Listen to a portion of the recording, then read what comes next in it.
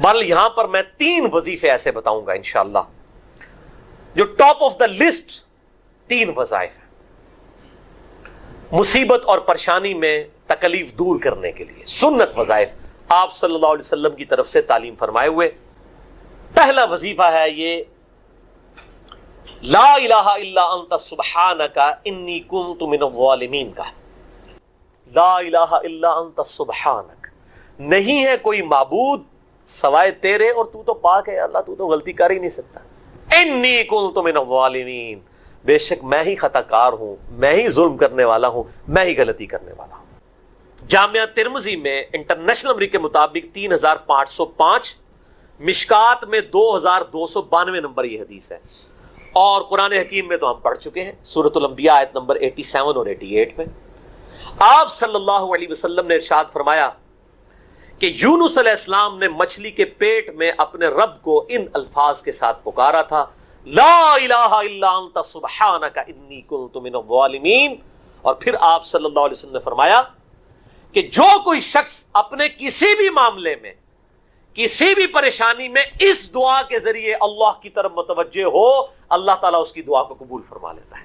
اور قرآن میں بھی آ گیا نا کذالک ننجی المؤمنین، اور کتنا بڑا فتویٰ آیا ہے میرے بھائیوں، سورہ صافات 143 144، فلولا انہ کان من المسبحین، اگر یونس ہمیں ان الفاظ میں ہماری تسبیح نہ کرتا، للبث فی بطنہ الی یوم یبعثون، تو مچھلی کے پیٹ میں قیامت تک مچھلی کے پیٹ میں رہتا اگر اس طرح نہ ہمیں پکارتا، اس کی قبر مچھلی کا پیٹ بن جاتی۔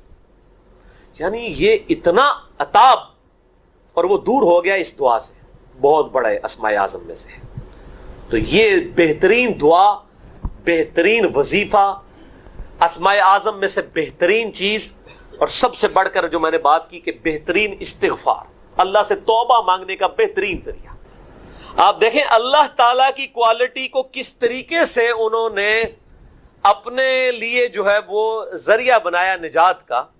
کہتے ہیں نا وہ کسی کی انسٹنکٹ پہ بات کرنا، کسی کی جبلت پہ، انہوں نے اللہ تبارک و تعالیٰ کی ایک خاص کوالٹی تھی جس کے ساتھ انہوں نے اللہ کی طرف دعا کی۔ وہ کیا؟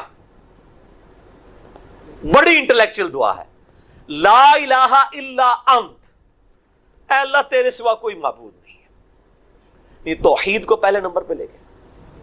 انت سبحانک، اے اللہ تو پاک ہے، تو غلطی کر ہی نہیں سکتا کیونکہ تو پاک ہے۔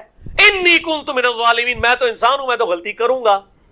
اب جب اللہ تعالیٰ کو آپ اس طریقے سے کہیں گے اللہ تیرے کو تو غلطی نہیں ہوندی، میں تو بندہ آنا تو غلطی تو کراں گا، کیا زبردست انداز ہے اللہ کو پکارنے کا۔ اس پہ پھر نجات ہی ملنی تھی نا۔ اللہ تعالیٰ کی وہ کوالٹی انہوں نے ذکر کی ہے، اللہ میں تو بندہ ہوں نا تو غلطی کروں گا نا، تجھ سے تو غلطی نہیں ہونی، تو پاک ہے، غلطی تو میں نہیں کرنی ہے نا، تجھ سے تو ہو نہیں سکتی، جب میں کر بیٹھا ہوں تو معاف کر دینا۔ بہترین دعا ہے واللہ، بہترین استغفار ہے، اور صحیح بخاری اور مسلم کی متفق علیہ حدیث ہے، جب آپ تشہد میں بیٹھو تو درود شریف کے بعد جو اپنے رب سے چاہو مانگو، اس میں یہ دعا بھی آپ اپنے اوپر لازم کریں۔ یہ اسماء اعظم میں سے ہے، اپنی دعاؤں میں اس دعا کو کریں۔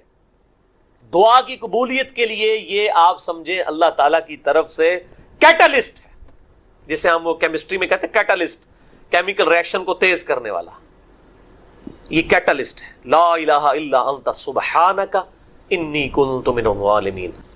دوسرا وظیفہ، وہ بھی جامعہ ترمذی میں انٹرنیشنل نمبر کے مطابق 3524 نمبر حدیث ہے، لیکن ترمذی کا طریق جو ہے وہ ضعیف ہے۔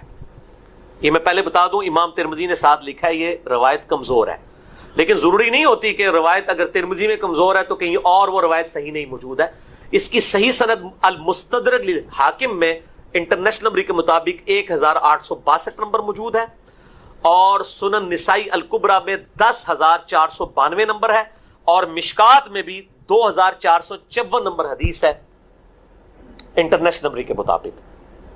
تو صحیح سند المستدرک للحاکم اور سنن نسائی الکبریٰ کے اندر موجود ہے،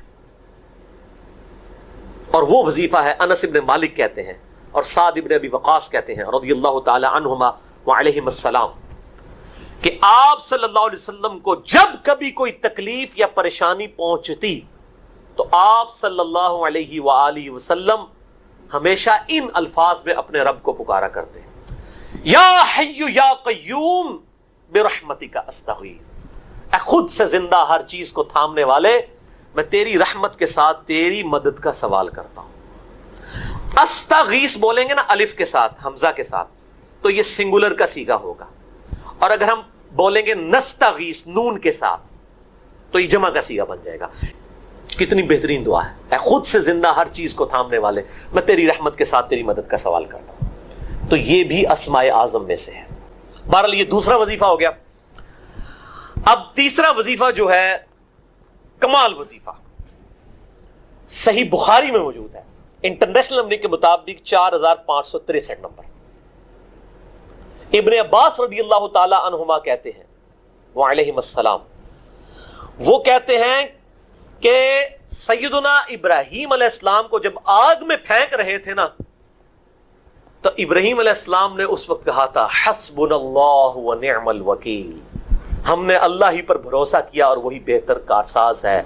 اور تمہارے نبی صلی اللہ علیہ وسلم کو بھی جب مصیبت اور پریشانی آتی تھی وہ بھی پڑھا کرتے تھے حسبنا اللہ ونعم الوکیل، ہم نے اللہ ہی پر بھروسہ کیا اور وہی بہتر کارساز ہے۔ اس کے اندر وہ شعر جو بنا دیا نا، نعم المولا و نعم النصیر، ویسے الگ سے آیت ہے، الگ سے آیت ہے، لیکن یہ شعر نہیں بنانا، بس اتنا ہی وظیفہ ہے، حسبنا اللہ و نعم الوکیل۔ اور یہ جو انہوں نے کہا کہ نبی صلی اللہ علیہ وسلم بھی یہ کہتے تھے، اس کا ذکر الحمدللہ قرآن میں بھی موجود ہے، اس سے بھی بڑھ کر سورہ آل عمران کی 173 نمبر آیت میں ہے کہ جب نبی صلی اللہ علیہ وسلم اور اہل ایمان کو یہ خبر پہنچی کہ کافر ان کے خلاف سازشیں کر رہے ہیں، تو نبی اور اہل ایمان نے پکارا حسبنا اللہ و نعم الوکیل۔ تو حسبنا اللہ و نعم الوکیل قرآن کی آیت بھی ہے، اور یہ ہے وہ آیت، وظیفہ قرآن میں آیا ہوا ہے، یہ آل عمران 173 اور صحیح بخاری 4563۔ اور مجھے بڑا وجد آیا کہ ابراہیم علیہ السلام کو جب آگ میں پھینکنے لگے تھے، انہوں نے اس وقت اللہ کو ان الفاظ کے ساتھ پکارا حسبنا اللہ و نعم الوکیل۔ اچھا، یہ جتنے بھی وظیفے ہیں نا میرے بھائیوں، ان کا فائدہ اسی وقت ہے جب آپ کو ترجمہ بھی ان کا آتا ہوگا، ورنہ آپ روزانہ جتنی مرضی تسبیح کھینچتے رہے کوئی فرق نہیں پڑے گا۔ اس لیے میرا ایک پرسنل مشورہ ہے کہ جب بھی یہ وظیفے پڑھے نا آپ، اردو ترجمہ بے شک آتا بھی ہونا، ایک دفعہ اپنی زبان میں اس کو ریپیٹ کریں، یعنی آپ پڑھیں حسبنا اللہ و نعم الوکیل، میں نے اللہ ہی پر بھروسہ کیا اور وہی بہتر کارساز ہے۔ آپ دیکھیں یہ صوت القرآن چینل میں جب وہ عربی چل رہی ہوتی ہے، جیسے ہی وہ مراج الدین خان کا ترجمہ شروع ہوتا ہے نا، کیسے کب کبھی طاری ہو جاتی ہے، کیونکہ ہماری زبان میں بات ہو رہی ہوتی ہے نا، عربی ہمیں تو نہیں قیام اللیل میں رو رہے ہوتے، ان کی زبان میں بات ہو رہی ہوتی ہے، اپنی زبان کا اثر ہوتا ہے۔ اسی طریقے سے آپ لا الہ الا انت سبحانک انی کنت من الظالمین، یا حسبنا اللہ و نعم الوکیل، یا حی یا قیوم برحمتک استغیث، جو بھی وظیفے پڑھیں نا، ایک دفعہ ان وظیفوں کو جب آپ الگ سے دعا مانگ رہے ہوں، اس وقت اس کو آپ اپنی زبان میں بھی دہرائیں۔ اور اس کے لیے کوئی تسبیح نہیں کھینچنے کی ضرورت کہ آپ نے اتنے 100 دفعہ پڑھنا ہے، تسبیح تو ویسے ٹھیک ہے، وہ آپ استعمال کر سکتے ہیں، لیکن آپ چلتے پھرتے اٹھتے بیٹھتے ہر وقت جس حالت میں بھی، اور صحیح مسلم میں حدیث ہے کہ یہ جو وظائف ہیں ان کے لیے تو کوئی وضو بھی کیا، غسل بھی پروٹوکول نہیں ہے۔ اب عائشہ کہتی ہیں نبی صلی اللہ علیہ وسلم حالت جنابت میں بھی اللہ کو یاد کر لیا کرتے تھے، صحیح مسلم میں حدیث موجود ہے، جنابت والے چیپٹر میں ہر حال میں اللہ کو یاد کرتے تھے۔ اور جو قرآن میں بھی دعائیں یا اذکار آئی ہیں نا، جب آپ حالت جنابت میں بھی اس کو کریں گے نا، تو اس پہ قرآن کا حکم نہیں لگے گا۔ تو جامعہ ترمذی اور ابو داؤد میں جو حدیث ہے کہ حضرت علی کہتے ہیں نبی صلی اللہ علیہ وسلم کو حالت جنابت کے علاوہ کوئی اور حالت قرآن پڑھنے سے مانے نہیں ہوتی تھی، تو اس سے مراد قرآن کی تلاوت ہے۔ اگر قرآن کی دعائیں جیسے ہیں بسم اللہ الرحمن الرحیم، یہ بھی تو قرآن ہے، سبحان اللہ بھی تو قرآن ہے، الحمدللہ بھی تو، یہ اذکار جو ہے نا، جب آپ اذکار کی نیت سے پڑھ رہے ہوں گے پھر یہ قرآن نہیں شمار ہوں گے، ذکر شمار ہوں گے، اور اس کے لیے نہ وضو پروٹوکول ہے اور نہ غسل کا ہونا ضروری ہے، ہر حال میں اللہ کو یاد کریں۔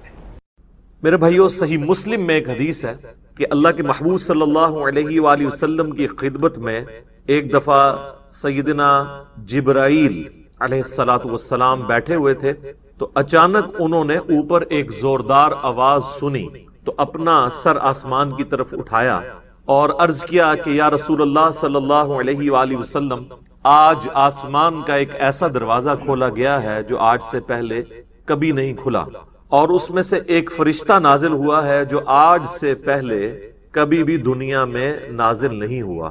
پھر اس فرشتے نے اللہ کے محبوب صلی اللہ علیہ وآلہ وسلم کی خدمت میں سلام عرض کیا، اور سلام عرض کرنے کے بعد اس نے کہا کہ اے اللہ کے محبوب صلی اللہ علیہ وآلہ وسلم، میں آپ کو اللہ تعالیٰ کی طرف سے 2 نوروں کی بشارت دیتا ہوں جو آپ سے پہلے کسی پیغمبر کو عطا نہیں. نمبر 1 فاتحۃ الکتاب یعنی سورۃ الفاتحہ، اور نمبر 2 خواتیم سورۃ البقرہ، سورۃ البقرہ کی آخری آیات. اب یہاں پہ عربی کا جو ورڈ استعمال ہوا ہے وہ خواتیم ہے، اور عربی میں جمع کم از کم 3 سے شروع ہوتی. عربی میں واحد ہے، اس کے بعد تثنیہ ہے، اور پھر جمع. جیسا کہ مشرق یہ سنگولر کا صیغہ ہے، اور مشرقین 2 مشرقیں، اور مشارق 3 یا 3 سے زیادہ مشرقیں.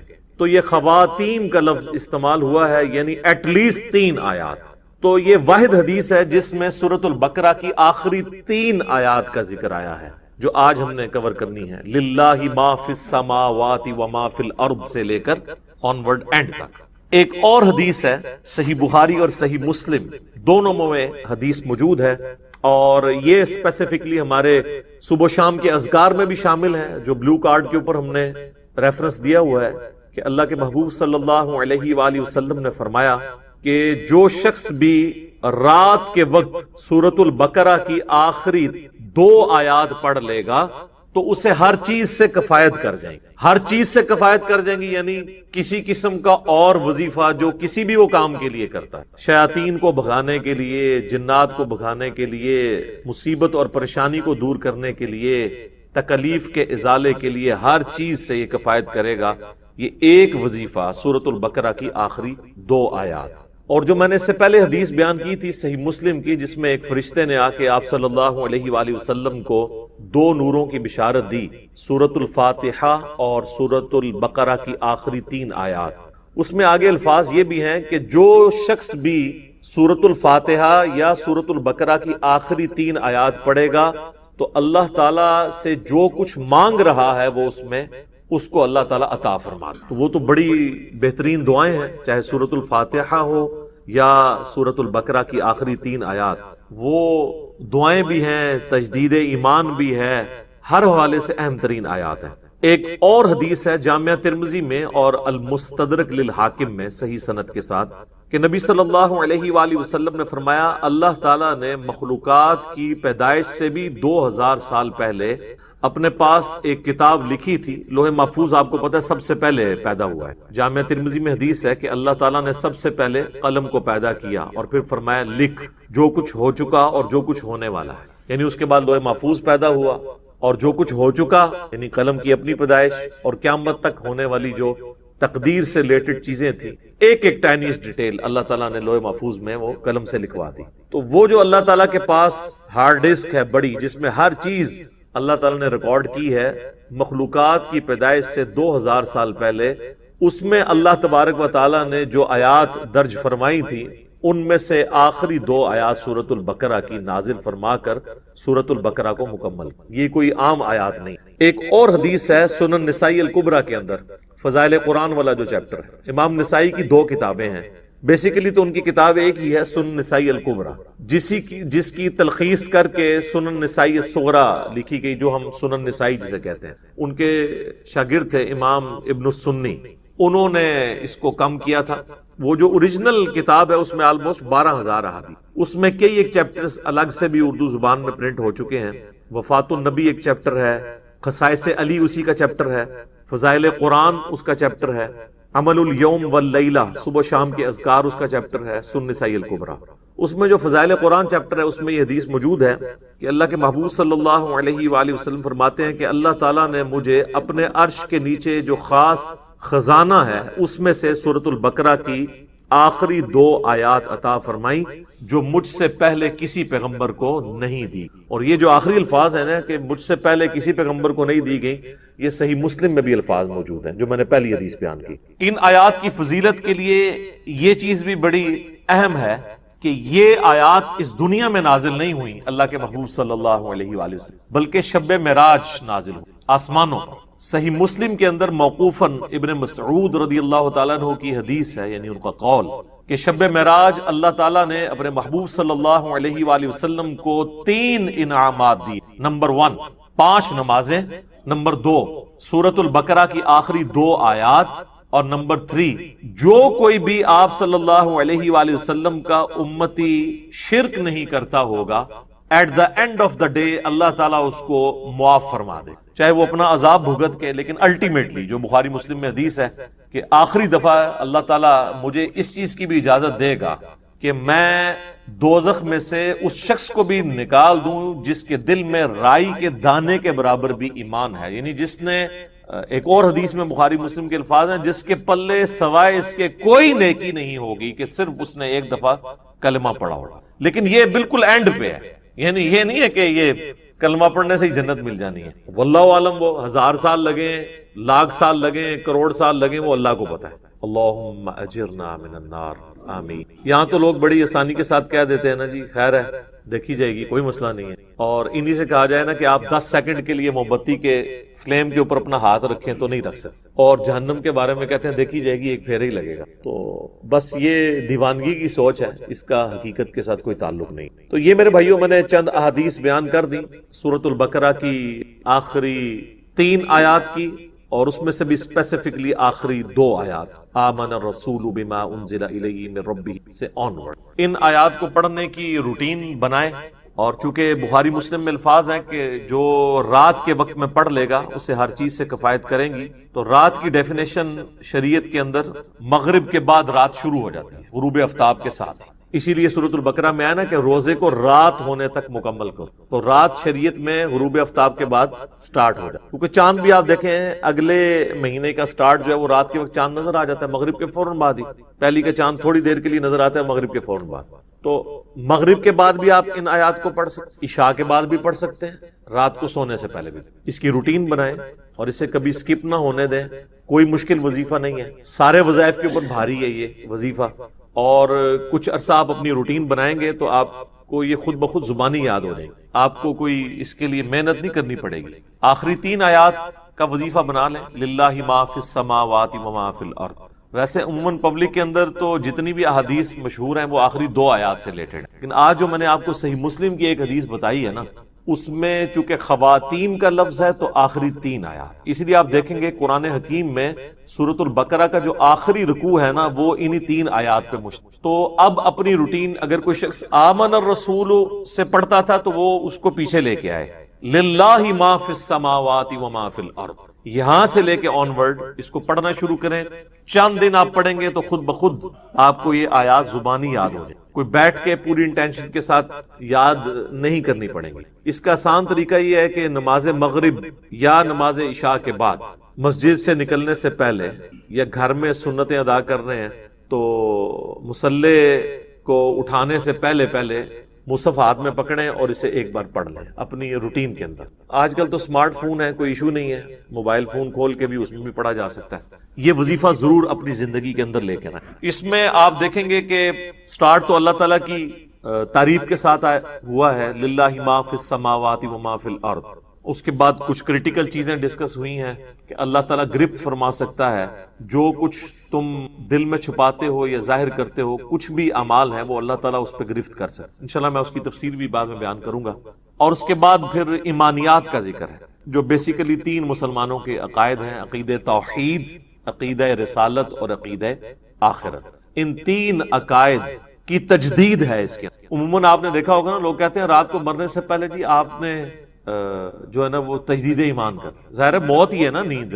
صحیح بخاری میں حدیث ہے کہ آپ رات کو سوتے وقت کیا دعا مانگتے ہیں؟ اللہم باسمک اموت و احیا، اے اللہ میں تیرے نام کے ساتھ مرتا اور جیتا ہوں۔ تو وہ آپ مر رہے ہوتے ہیں۔ سورہ الزمر کے اندر بھی اللہ تعالیٰ نے فرمایا کہ اللہ تعالیٰ جو ہے وہ رات کو تمہارے نفس کو قبض فرما لیتا ہے۔ بخاری اور مسلم دونوں میں حدیث ہے کہ اللہ کا ذکر کرنے والا زندہ کی مثل ہے اور ذکر نہ کرنے والا مردہ کی مثل، یعنی وہ زندہ لاش ہے جو اللہ کا ذکر نہیں۔ جامع ترمذی میں حدیث ہے، ایک صحابی حاضر ہوئے، یا رسول اللہ مجھے کوئی ایسی نصیحت کریں کہ اس کے بعد مجھے کسی چیز کی ضرورت نہ رہے۔ نبی علیہ السلام نے کہا کہ تیری زبان ہر وقت اللہ کے ذکر سے تر ہے، بس یہ نصیحت ہے، یعنی صرف نماز کی حد تک نہیں، عام حالت۔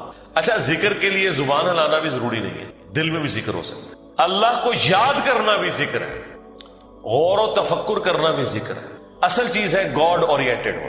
بخاری مسلم میں حدیث ہے، جب تم نماز پڑھ کے اسی جگہ پہ بیٹھے رہتے ہو نا، جہاں پہ نماز پڑھی تھی اسی مصلے کے اوپر، جب تک وضو نہیں ٹوٹتا نا، کچھ ذکر نہ بھی کرو، تب بھی فرشتے دعائے رحمت تمہارے لیے کرتے رہتے ہیں۔ حتیٰ کہ بخاری مسلم میں آیا کہ جو شخص نماز کے انتظار میں ہے نا، اللہ تعالیٰ اسے بھی نماز کے اندر ہی شمار کر لیتا ہے۔ دیکھیں اللہ تعالیٰ کی رحمت ہے، یعنی یہ تو ایک نہ ختم ہونے والا سلسلہ ہے۔ بخاری مسلم دونوں میں حدیث ہے، میں اپنے بندے کے گمان کے قریب ہوں جیسا کہ میرے بارے میں گمان کرے۔ جب وہ مجھے دل میں یاد کرتا ہے میں اسے دل میں یاد کرتا ہوں، جب وہ مجھے کسی مجلس میں یاد کرتا ہے نا تو میں اسے بہتر مجلس میں اسے یاد کرتا ہوں، جب وہ میری طرف ایک بالش بڑھتا ہے میں اس کی طرف ایک ہاتھ بڑھتا ہوں، جب وہ میری طرف چل کے آتا ہے میں اس کی طرف دوڑ کر آتا ہوں۔ تو یہ حدیث قدسی ہے بخاری مسلم دونوں میں، اور اسپیسیفکلی یہ قرآن حکیم کی درس و تدریس کے حوالے سے ذکر ہوا تھا کہ ایسی مجلس میں فرشتے حاضر ہوتے ہیں، اور جب اللہ کے پاس جاتے ہیں، حالانکہ اللہ جانتا ہے، پھر بھی پوچھتا ہے کہ میرے بندوں کے پاس گئے تھے کس حالت میں پایا، وہ بتاتے ہیں یہ حالت تھی۔ پھر اللہ تعالیٰ پوچھتا ہے مجھ سے کیا مانگ رہے تھے، فرشتے بتاتے ہیں کہ بندے جنت مانگ رہے تھے۔ اللہ تعالیٰ پوچھتا ہے کیا جنت دیکھی انہوں نے، کہتے ہیں نہیں، اگر دیکھ لیتے تو اس سے بھی زیادہ مانگتے۔ اور کیا کہتے تھے، جہنم سے آزادی مانگتے، کیا جہنم دیکھی میرے بندوں نے، نہیں، اگر دیکھ لیتے اس سے بھی زیادہ اشد و سے مانگتے۔ اللہ تعالیٰ فرماتا ہے تم گواہ ہو جو میں نے سب کو معاف کر۔ اچھا وہ فرشتے کہتے ہیں یا اللہ ایک بندہ ایسا تھا جو ویسے ہی وہاں پہ آ گیا تھا، اس کی نیت نہیں تھی لیکن وہ ان کی مجلس میں بیٹھا تھا۔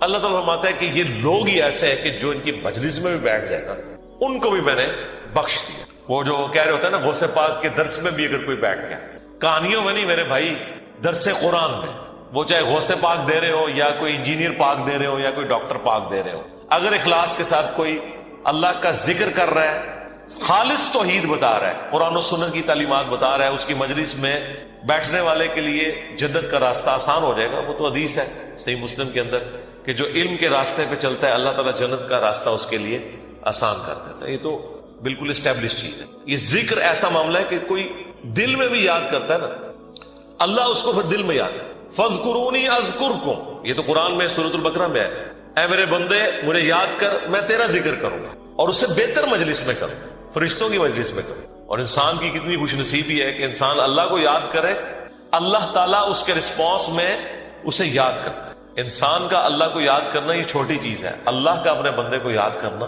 یہ بڑی چیز۔ سنن ابن ماجہ میں حدیث ہے، اور یہ تعلیقاً امام بخاری بھی یہ حدیث لے کے آئے ایک چیپٹر کی ہیڈنگ میں، اور یہ اتنی رکت انگیز حدیث ہے کہ اس حدیث کو میں نے اپنے اذکار کارڈ میں بھی شامل کیا کہ میں اپنے بندے کے ساتھ ہوتا ہوں اس وقت جب وہ میرا ذکر کر رہا ہوتا ہے اور اس کے ہونٹ میرے ذکر کی وجہ سے ہل رہے ہو۔ زبان سے ذکر کرنا یہ سب سے افضل ذکر ہے، کیونکہ اس میں آپ کی زبان، اعضاء، دل، دماغ سب کچھ شامل ہو۔ دل میں بھی ذکر کرنے کا ثواب ہے لیکن زبان سے کرنا افضل ہے۔ اسی لیے آپ دیکھیں جو آبلیگیٹری چیزیں ہیں وہ اللہ تعالیٰ نے زبان کے ساتھ جوڑ دی، یعنی نماز آپ دل میں نہیں پڑھ سکتے، زبان سے پڑھنی ہے، اور کم از کم اتنی آواز سے کہ وہ خود آپ محسوس کر رہے ہو۔ محسوس سے مراد یہ نہیں ہے کہ 10 نمازی دیر تک سن رہے ہیں، نہیں، محسوس سے مراد ہے کہ آپ کو فیل ہو رہا ہے کہ آپ کو اپنی زبان سے پڑھ رہے ہیں۔ اس طریقے سے جانور قربان کرنا ہے تو تکبیر اتنی آواز سے کہنی ہے کہ آپ کے کان خود سن رہے ہیں۔ جو آبلیگیٹری چیزیں ہیں وہ اللہ تعالیٰ نے زبان کے ساتھ جوڑی ہوئی۔ زبان کا ذکر بہرحال دل کے ذکر سے افضل ہے۔ باقی ریاکاری والا جو ایشو ہے وہ ہر شخص کا ایک پرسنل معاملہ ہے، کسی کے اوپر ہم فتویٰ نہیں لگاتے، لیکن جو اللہ تعالیٰ نے آبلیگیٹری نمازیں رکھ دی ہیں وہ تو اتنی اعلانیاں رکھی ہوئی ہیں کہ خود بخود ریاکاری کا چانس ہے، تو وہ ریاکاری نہیں ہے۔ بعض اوقات شیطان کسی کو وسوسہ دلاتا ہے میں جماعت سے نماز پڑھوں گا یا مسجد میں زیادہ دیر بیٹھوں گا تو باقی لوگ کہیں گے کہ جی یہ لوگ بڑا نیک ہو گیا ہے تو اس سے میرے دل میں تکبر آ جائے گا۔ یہ شیطانی وسوسہ ہوتا ہے نا، اس طرح نہیں سوچنا۔ جب آپ نے خالص رہنا ہے، صحیح مسلم میں حدیث ہے، صحابہ کرام نے کہا یا رسول اللہ بعض اوقات ہم نیکی کا کوئی کام کرتے ہیں حالانکہ پوری نیک نیتی سے کر رہے ہوتے ہیں، یہ نیت نہیں ہوتی کہ لوگ ہماری تعریف کریں، لیکن پھر بھی لوگ تعریف کر دیتے ہیں اور وہ ہمیں اچھی بھی لگتی ہے، ظاہر ہے تعریف کسے بری لگتی ہے، تو کیا یہ ریاکاری ہے؟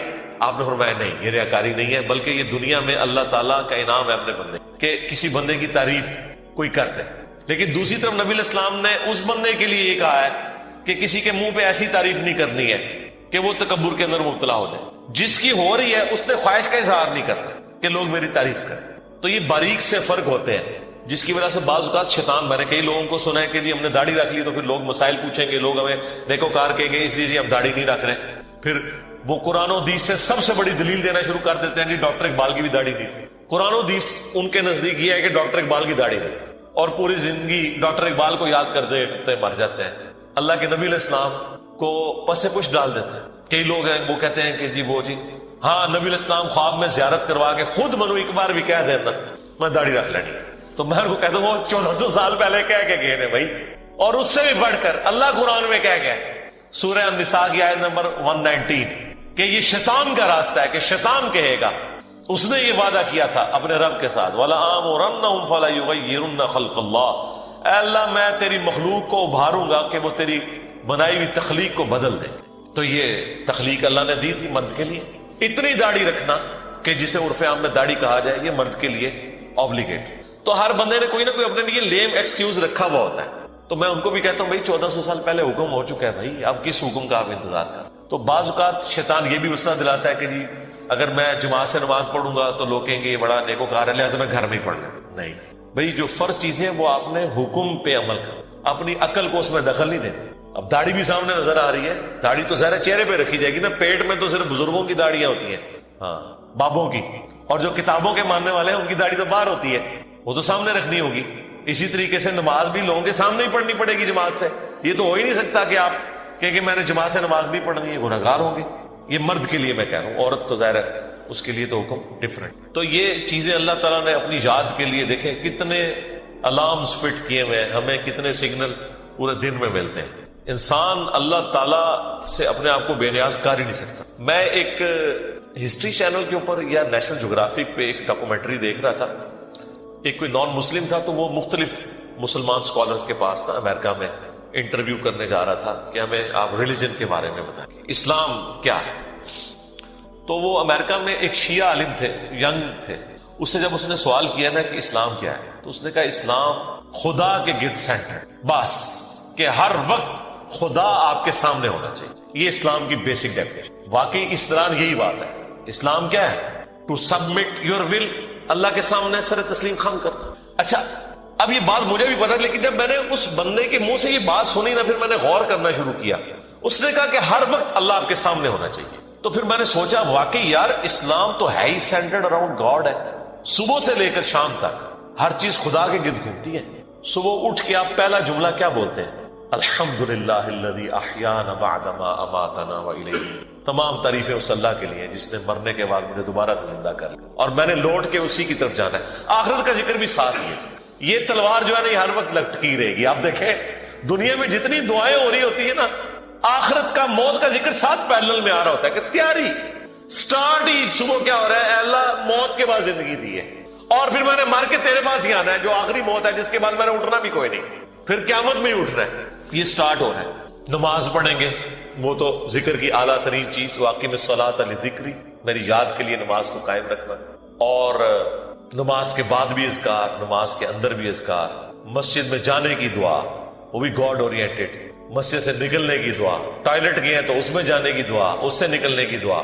پھر گھر سے نکلے ہیں پھر اللہ کو یاد کر کے نکلے ہیں. جہاں جا رہے ہیں اپنا کوئی کام سٹارٹ کر رہے ہیں تو اللہ کے نام سے سٹارٹ کر رہے ہیں. اور ساتھ یہ ٹینشن لگی ہوئی ہے کہ فجر تو پڑھ لی ہے، اب زور کا وقت اتنے بجے ہے. اپنے آپ شیڈیول کو سیٹ کرتے ہیں تاکہ میں جماعت سے نماز پڑھ سکوں. تو بس جو یہ شیڈیول طے کر رہا ہے نا وہ بھائی فجر سے لے کے زور تک نماز کی حالت میں ہے، کیونکہ وہ نماز کے انتظار میں بیٹھا ہے. نماز کے انتظار میں بیٹھنے کے لیے مسجد میں بیٹھنا ضروری نہیں ہے. کوئی اپنے آفس میں بھی بیٹھا ہے نا اس انتظار میں کہ میں نے نماز کے لیے جانا ہے، وہ نماز کے انتظار میں بیٹھا ہوا ہے. پھر نماز کا وقت آ جاتا ہے، پھر بازار میں جانے کی دعا، سواری پہ بیٹھے تو اس پہ دعا. وہ ساری دعائیں ذرا آپ پڑھیں، کوئی بزرگ بابا آپ کو ان دعاؤں میں نظر نہیں آئے گا. خدا سے شروع ہو کے خدا پہ ختم. یہ کائنات سینٹرڈ اراؤنڈ گاڈ ہے. ہماری زندگی کا مقصد خدا کی پہچان ہے. انبیاء کے دنیا میں آنے کا مقصد خدا کی پہچان ہے. ہر چیز خدا کے گرد گھومتی. یہ اصل میں اللہ کو مطلوب انسان ہے جو سینٹرڈ اراؤنڈ گاڈ. تو آپ اس کے ذرا ٹیسٹ کو فیل کریں. الذین آمنوا، جو لوگ ایمان لائے، وتطمئن قلوبہم بذکر اللہ، اور مطمئن ہوتے ہیں ان کے دل اللہ ہی کی یاد سے. الا بذکر اللہ تطمئن القلوب، آگاہ ہو جاؤ کہ دلوں کا سکون ہے ہی اللہ کی یاد میں. یہ اللہ تعالیٰ نے سکون رکھے اس کے اندر. سکون سے مراد یہ نہیں ہے کہ دنیا میں آپ کو کوئی پریشانی نہیں آئے گی. اگر یہ مطلب ہو تو انبیاء کرام نے تو سب سے زیادہ بے سکونی دیکھی. ہر آزمائش اللہ تعالیٰ نے ان کے اوپر ڈالی ہے اور وہ ثابت قدم ہے. مراد یہ کہ اگر کوئی آزمائش آئے گی تو وہ برداشت کرنا آسان ہو جائے گی. پھر دنیا حسنہ کیا ہے کہ دنیا میں اگر تکلیف بھی آئے تو صبر آ جائے گا کہ اللہ کی مرضی. انا للہ و انا الیہ راجعون. دیکھیں تکلیف میں بھی آپ کو یہ دعا سکھا دی گئی. ادھر بھی موت ہے. اے اللہ ہم تیری طرف سے آئے تھے, ہم نے بھی تیرے پاس ہی آ جانا ہے واپس. تو یہ تکلیف جو آئی ہے نا, یہ بھی تو ایک نہ ایک دن ختم ہو جانی ہے. بڑی سے بڑی تکلیف بھی اس دن تو ختم ہو جانی ہے جس دن انسان کو موت آنی ہے. بیمار تھا تو جب بندہ ہی ختم ہو گیا تو بیماری بھی ختم ہو گئی. تو دیکھیں ہر جگہ گاڈ اورینٹڈ, اللہ کی طرف متوجہ رہنا. تو اس کے لیے اللہ تعالیٰ نے آپ کو پورا جو شیڈیول دیا ہوا ہے. ابھی تو یار ان لوگوں نے ہماری نمازوں کے مزے خراب کر دیے. کاش آپ کے اوپر وہ دریچہ کھل جائے جو ایک بند دریچہ ہے, وہ سال میں ایک دفعہ کھلتا ہے قیام اللیل کی شکل میں. لیکن اگر آپ امیجن کریں کہ دنیا میں جتنی بھی مساجد ہیں ان کے اندر جہری نمازوں میں قرآن الف لام میم سے شروع ہو کے یا سورہ فاتحہ سے شروع ہو کے والناس تک پورا سال چلے, ایک ایک رکوع, ایٹ لیسٹ ایک ایک رکوع, کتنا ٹائم لگ جائے گا؟ اگر یہ نماز 7 منٹ میں ختم کرتے ہیں وہ 20 منٹ میں ہو جائے گی یا 15 منٹ میں. ایک رکوع مغرب کے اندر پہلی رکعت میں, دوسرا رکوع مغرب کی دوسری رکعت میں, پھر عشاء کی رکعت میں اس سے اگلے والا رکوع, اور اس کی دوسری رکعت میں اس سے اگلا, اور اس طریقے سے فجر میں. یہ 6 رکعتیں جو ہے آپ کی جہر, 2 مغرب 2 عشاء اور 2 فجر, ان میں قرآن پورے سرکل میں چلتا رہے. آپ کو عربی آتی ہے نہیں آتی اس سے کوئی فرق نہیں پڑتا. آپ کا اسمارٹ فون آپ کے ہاتھ میں ہو اور ترجمے والا قرآن آپ نے اس پہ کھولا ہوا ہو. میں نے تو اس کا ثبوت بھی دے دیا بخاری سے کہ ذکوان تابعی حضرت عائشہ کا غلام تھا جو انہیں قیام اللیل رمضان میں کروایا کرتا تھا. وہ حافظ نہیں تھا تو وہ مصحف ہاتھ میں پکڑتا تھا, اما عائشہ اس کے پیچھے رمضان کا قیام کرتی. اس کا مطلب ہے سننے میں زیادہ آسانی اور مزہ آتا ہے بجائے خود پڑھنے کے. تو یہ حدیث امام بخاری نے ایک چیپٹر کی ہیڈنگ میں لیا اور اس کی پوری سند سنن الکبری البیہقی اور مصنف ابن ابی شیبہ میں موجود. بلکہ مصنف ابن ابی شیبہ میں تو یہاں تک ہے کہ انس بن مالک اور باقی صاحب کے بارے میں کہ انہوں نے پیچھے قرآن اٹھایا ہوتا تھا, سامنے حافظ کھڑا ہوتا تھا اور وہ سنتے بھی تھے دیکھ کے, اور اگر کہیں غلطی ہوتی تھی تو غلطی کو پکڑتے تھے. اور اٹھانے کا فائدہ یہ ہے کہ کنسنٹریشن آپ کی رہتی ہے. انہوں نے کتنا ظلم کیا ہے کہ ہم سے قرآن چھین لیا. مغرب عشاء اور فجر کی نمازیں واللہ اس لیے نہیں تھی کہ آپ نے صرف رکعتیں پوری کرنی ہے, یہ آپ کے اندر فیول ڈالنا تھا کہ جب آپ جہرن قرآن سنیں گے تو آپ کی پروگرامنگ ہوتی رہے گی. ہم کیا سنتے ہیں, وہی رٹی رٹائی آخری 10 صورتیں یا چند صورتوں کی آخری آیات, سورہ بقرہ کی آخری آیات, سورہ حشر کی آخری آیات, وہی جو مولویوں نے رٹی ہوئی ہے. یار اگر حافظ قرآن نہیں بھی آپ کا امام مسجد, کوئی مسئلہ نہیں, وہ مصحف اٹھا کے پڑھ لے, کوئی مسئلہ نہیں. قرآن دیکھ کے تو پڑھنا اس کو آتا ہے نا, قاری ہے, مصحف اٹھا کے پڑھے. لیکن آپ ذرا امیجن کریں کہ آپ کی نماز کا لیول کیا ہوگا کہ آپ کو اگلی نماز کا انتظار رہے گا کہ بھئی, اور آپ یہ کوشش کریں گے کہ آپ کی نماز نہ چھوٹے, وہاں سے رکوع اگلا سٹارٹ. بلکہ میں تو کہتا ہوں گورنمنٹ لیول پہ یہ ہونا چاہیے کہ ایک اجتماعی نظم کوئی قائم کرے, اجتماعی نظم ہو پورے ملک میں. عید کی رات کو اگلا قرآن سٹارٹ ہو جائے, گورنمنٹ کی طرف سے شیڈیول ہو کہ بھئی اب یہ اگلا قرآن سٹارٹ ہو گیا, اتنے رکوع ہیں, 6 رکوع کور ہوتے ہیں نا.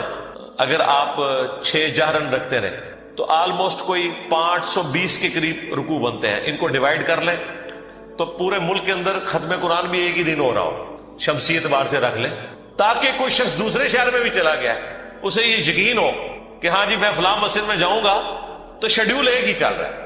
یہ ہم نے دنیاوی کئی معاملات میں اپنے آپ کو مینج کیا ہوا ہے اس طریقے سے. دیکھ لیں KFC آپ امریکہ سے کھائیں, آپ سعودیہ سے کھائیں, آپ جیلوں میں بیٹھ کے کھائیں, آپ کی آنکھوں میں پٹی بندی ہوئی ہو, آپ کھا کے بتا دیں گے کہ آپ KFC کا چکن کھا رہے ہیں. اس سے قطع نظر کہ آپ دنیا میں کہاں بیٹھے ہوئے. 66,000 آؤٹ لیٹس ہیں ان کی دنیا میں. یہ بھی پرانا فگر ہے, اب تو پتہ نہیں اس سے زیادہ ہی نہ ہوگی ہو. ایک ذائقہ دیا نا پوری دنیا کے اندر انہوں نے. اس طرح کے کئی شیڈیول ہیں, اور اگر یہ تھوڑی سی ایفرٹ پٹ کر لی جائے تو سرکار آپ کو کوئی اپنے بچوں کو توحید سکھانے کی ضرورت نہیں ہے. توحید خود بخود وہ سیکھ جائیں گے.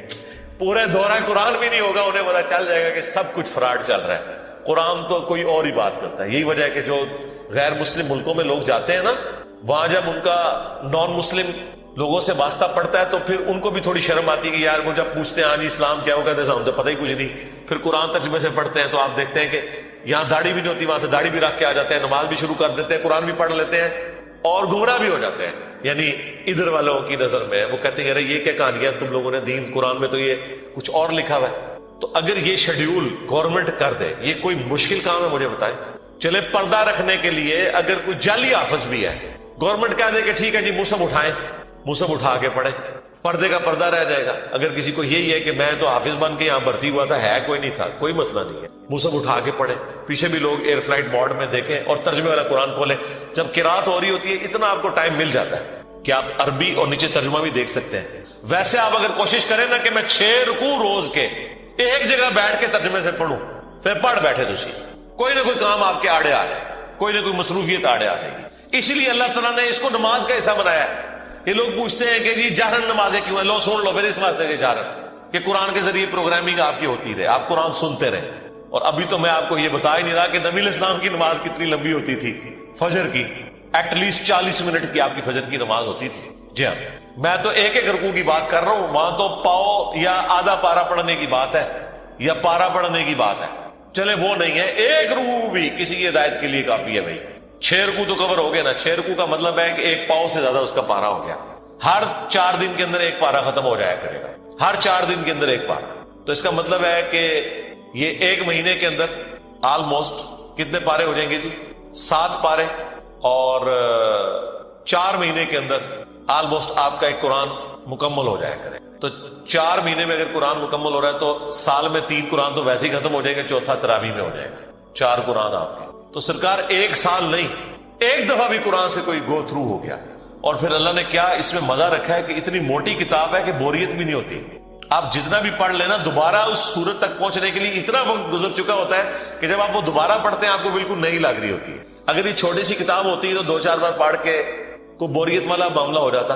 لیکن اللہ تعالیٰ نے یہ چیز بھی رکھی، اتنی موٹی کتاب اور ایک ایک سورت میں ایسی ملٹی ڈائریکشنل چیزیں رکھ دی ہیں، واقعات علیحدہ سے رکھ دیے، حکمت کی باتیں الگ سے رکھ دی، آخرت کا ذکر علیحدہ سے رکھ دیا، ہر اعتبار سے اس میں ٹیسٹ رکھا. تو یہ قرآن ہماری زندگی میں آ سکتا تھا. اور یہ ویڈیو تو میں نے بہت پہلے ریکارڈ کی ہے کہ قرآن کو اپنی زندگی میں کیسے لایا جائے. میرے نزدیک تو اس کے علاوہ کوئی چارہ نہیں. یاد رکھیں جو چیز آپ اپنی روٹین میں لانا چاہتے ہیں نا کہ آپ اسے روزانہ کریں، تو پھر آپ اسے زندگی کی اس چیز کے ساتھ جوڑ دیں جس کے اوپر آپ کی 0 ٹالرنس ہے، تو وہ آپ کی زندگی کا حصہ بن جائے گی. مثلا بڑے لوگ پوچھتے ہیں بڑی کوشش کی تھی، 1 مہینے تک واک کرتے رہے فجر کے بعد، بس پھر بعد میں نہیں واک ہو سکی، ٹائم ہی نہیں ملتا.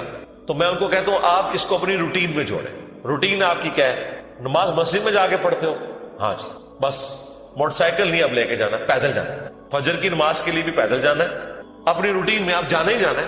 اگر مسجد 15 منٹ کی مسافت کے اوپر ہے، چاہتے نہ چاہتے 15 منٹ کی آپ کی واک ہو جائے گی. اور اس کو آپ کو یاد کر کے نہیں کرنا پڑے گا، سوائے اس کے کہ آپ نے جانا ہے تو آپ نے پیدل جانا ہے. یا عشاء کے وقت آپ ٹائم رکھنا چاہتے ہیں تو اپنی واک کا ٹائم وہ رکھ لیں. اور 5 نمازیں پیدل جا کے پڑھیں تو آپ ذرا کیلکولیٹ کریں ہر نماز کے ساتھ جانے اور آنے میں آپ کی واک اٹیچ ہو جائے گی، کیونکہ آپ نے روٹین کا حصہ بنا لیا. اس جو انسان کو اسپیشل کام کرنا پڑتا ہے نا اس میں انسان کو تردد ہوتا ہے. لیکن جو انسان اپنی روٹین میں شامل کر لیتا ہے، بس یہ قرآن بھی میں کہتا ہوں آپ اپنی روٹین میں شامل کریں. اور اس کو شامل کرنے کا طریقہ یہی ہے کہ فرض نمازوں میں امام مسجد کی منت مارنی پڑے، کوئی مٹھی گرم کرنی پڑتی ہے اس کی، کریں اسے کہ بھائی یار چل کچھ نہیں تو فجر میں تو شروع کر یار، مغربی عشاء میں نہیں کر سکتا. میں آپ کو بتاؤں ہمارے اسلام آباد میں پنڈی میں ایک مسجد ہے، وہ روٹین کے ساتھ پچھلے کئی سالوں سے ان کی فجر کی نماز میں آلموسٹ 1 پاؤ قرآن کور کرتے ہیں اور پورا سال ان کا قرآن چلتا رہتا ہے. سب کو پتا ہوتا ہے کل یہاں سے شروع ہو رہے ہیں، لوگ پڑھ کے آتے ہیں گھر سے بھی ایک وہ اس کا ٹیسٹ فیل کرتے ہیں. تو یہ تو مسلسل آپ کی روٹین میں جب قرآن آئے گا تو یہ وہ سارے گناہ، وہ ساری برائیاں جن کو چھوڑنے کے لیے آپ کو ایک ایفرٹ پٹ کرنی پڑتی ہے، وہ آٹومیٹکلی آپ کی زندگی سے نکلتی چلی جائے. جس طرح آپ نے دیکھا کہ بعض لوگ ایسے ہوتے ہیں بڑی ان کی شانہ زندگی ہوتی ہے، لیکن کبھی ان کے اوپر کوئی غم کی کیفیت ٹوٹتی ہے، بالکل بھی زندگی میں سادگی آ جاتی ہے. پھر آہستہ آہستہ وہ دنیا سے ریٹائر ہونا شروع ہو جاتے ہیں، ایک غموں کا پہاڑ گرتا ہے، آخرت اورینٹڈ ہو جاتے ہیں آہستہ آہستہ آہستہ آہستہ. اگر آپ خدا کے ساتھ اٹیچ ہو جائیں گے، قرآن کے ساتھ اٹیچ ہو جائیں گے، تو ایٹ لیسٹ گناہ کا تو تصور بھی دور کی بات ہے، آپ اس طرف جانے کا سوچیں گے نہیں، کیونکہ ہر وقت یہ آخرت کی یاد دلانے والی چیز آپ کے سر کے اوپر لٹکتی رہے گی. قرآن کی تلاوت سے دلوں کا زنگ کیوں دور ہوتا ہے؟ آخرت اورینٹڈ تلاوت سے، اس لیے کہ آپ جب قرآن کی تعلیمات کو سمجھیں گے، ذرا عربیوں کو تو تلاوت ہی کہنا تھا نا، انہوں نے تو ترجمہ نہیں کرنا تھا. اور تلاوت کا ایک معنی فالو کرنا بھی ہوتا ہے، ایک ہوتا ہے قرات کرنا اور ایک ہے اس کے پیچھے پیچھے چلنا. یہ ترجمے والا قرآن اسمارٹ فون نے تو زندگی آسان کر دی. میں کہتا ہوں اس سائنس نے ہماری دنیا تو آسان کی ہے، جو ہماری آخرت آسان کرتی ہے. آپ امیجن کریں اس یوٹیوب کی برکت سے صدیوں میں جتنے لوگوں نے توحید قبول کی ہے چند سالوں میں ہمارے پلیٹ فارم سے کر لی. یہ وہ آیت ہے جس کے بارے میں نے کہا تھا کہ آپ کسی بھی پاکستان کے چوک میں یہ آیت اگر تلاوت کر دیں ترجمے کے ساتھ، بھلے آپ اعلیٰ حضرت کا ہی ترجمہ پڑھ دیں، تو آپ کا غیبانہ نماز جنازہ ہمیں پڑھنا پڑ جائے گا. اتنا حوصلہ ہی نہیں کہ یہ آیت کوئی سن سکے. سورۃ الاعراف آیت نمبر 188. اگر نبی علیہ السلام کا یہ سٹیٹس ہے تو بابت شاہ ہی کوئی نہیں. قل لا املک لنفسی نفعا ولا ضرا. اے نبی تم فرماؤ میں تو اپنی جان کے لیے بھی کسی بھی نفع اور نقصان کا مالک نہیں ہوں، الا ما شاء اللہ، مگر جو اللہ چاہے. اب اس کو اسی آیت میں پھر کھولا گیا کہ اس سے مراد کیا ہے نفع نقصان کا مالک نہیں ہوں. وَلَوْ كُنْتُ أَعْلَمُ الْغَيْبِ، اگر میں خود سے غائب جان لیتا، مجھے پتا چل جاتا کہ مستقبل میں کیا ہونے والا ہے، لَاسْتَكْثَرْتُ مِنَ الْخَيْرِ، تو میں خیر کثیر جمع کر لیتا. وَمَا مَسَّنِيَ السُّوءُ، اور مجھے کبھی کوئی برائی نہ پہنچتی، کوئی تکلیف نہ پہنچتی. میں پہلے ہی اس کے لیے کوئی معاملات کو سیٹل کر لیتا ہے. نبی علیہ السلام کو اگر پہلے یہ پتا چل جاتا کہ ایگزیکٹلی کیا ہونا ہے. ویسے تو بخاری میں آتا ہے نبی علیہ السلام کو احد کے موقع پر ایک خواب دکھایا گیا تھا کہ آپ کے سامنے ایک گائے ذبح ہو رہی ہے، تو آپ کو یہ کلک کر گئی کہ کل یہ دن مشکل ہونے والا ہے مسلمانوں پر. لیکن ایگزیکٹلی کیا ہوگا کہ وہ 50 تیر انداز میں سے 35 جو ہے وہ درہ چھوڑ دیں گے. حالانکہ بخاری میں الفاظ تھے، نبی علیہ السلام نے کہا کہ تم دیکھو کہ ہماری لاشوں کو چیل کوے بھی اٹھا رہے ہیں نا، تب بھی تم نے یہ درہ نہیں چھوڑنا. اس سے زیادہ اور کیسے سمجھایا جاتا، لیکن ہو گیا وہ. اس کی وجہ سے نبی علیہ السلام کے بھی دانت شہید ہوئے، 70 کے قریب صحابہ شہید ہوئے، صرف ان 35 بندوں کی نافرمانی کرنے کی وجہ سے. اس پہ میں جملہ بولتا ہوں کہ اگر نبی دنیا میں موجود ہوں اور نبی کے ماننے والے نبی کی نافرمانی کریں تو اس کا رزلٹ یہ نکلتا ہے کہ باقی مسلمان بھی تکلیف کاٹتے ہیں، خود نبی بھی تکلیف کاٹتے ہیں. آج تو نبی دنیا میں موجود نہیں ہے. آج اگر ہم اللہ اور اس کے رسول کی نافرمانیاں کریں گے تو ہمیں یہ کون سا تکبر ہے کہ نبی علیہ السلام کی دعاؤں کا حصہ ہمیں مل جائے گا.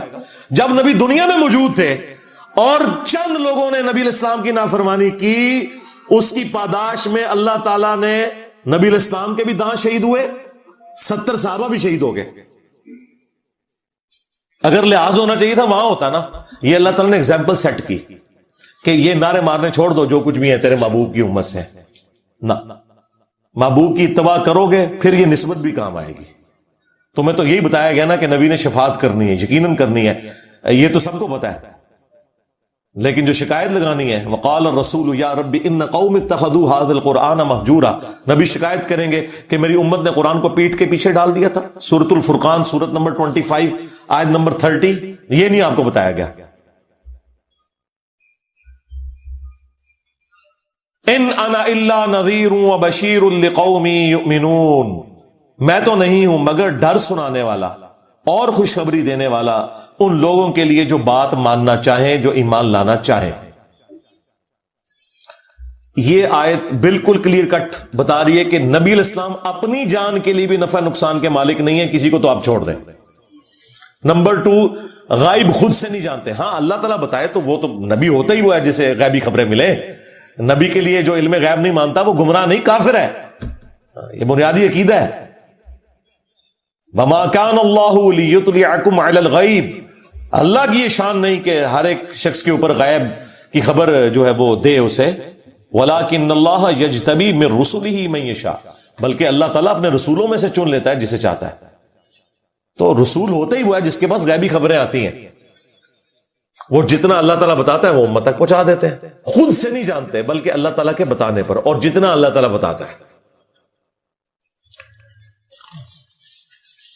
اسی آیت کا ایک ورژن جو ہے وہ سورۃ الانعام میں سورت نمبر 6 میں آیت نمبر 50 ہے، لیکن اس میں کچھ اور الفاظ ہیں. ورنہ یہ آیت بھی کافی تھی، لیکن میں نے وہ اسی لیے ڈالی کہ کچھ الفاظ اس میں مزید ایڈ ہیں. اسی مفہوم کی آیت ہے.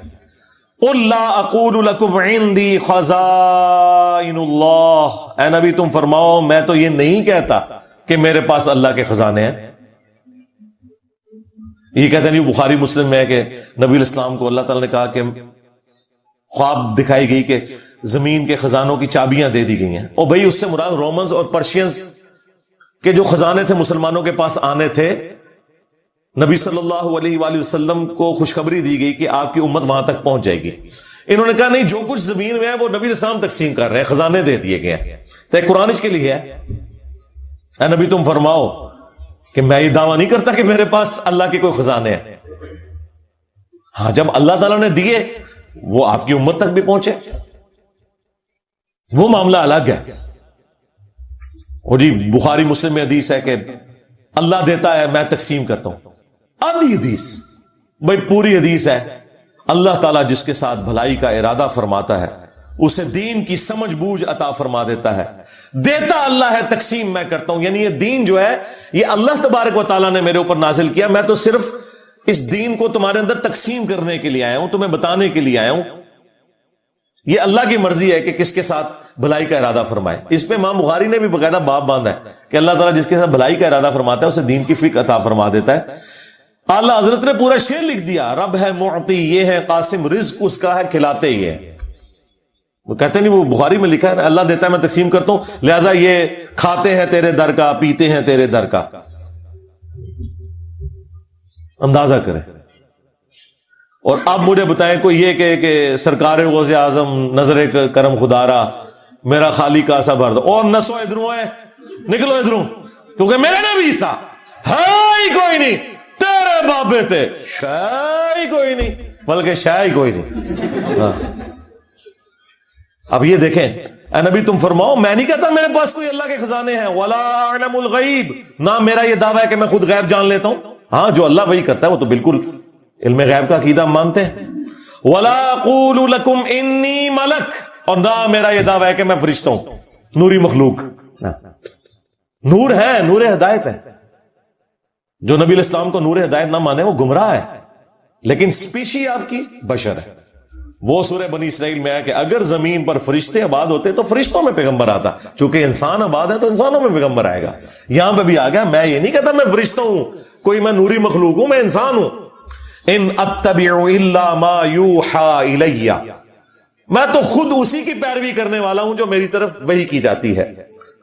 قل هل يستوي الاعمى والبصير، اے نبی ان سے فرماؤ بھلا بتاؤ کہ اندھا اور آنکھ والا برابر ہو سکتے؟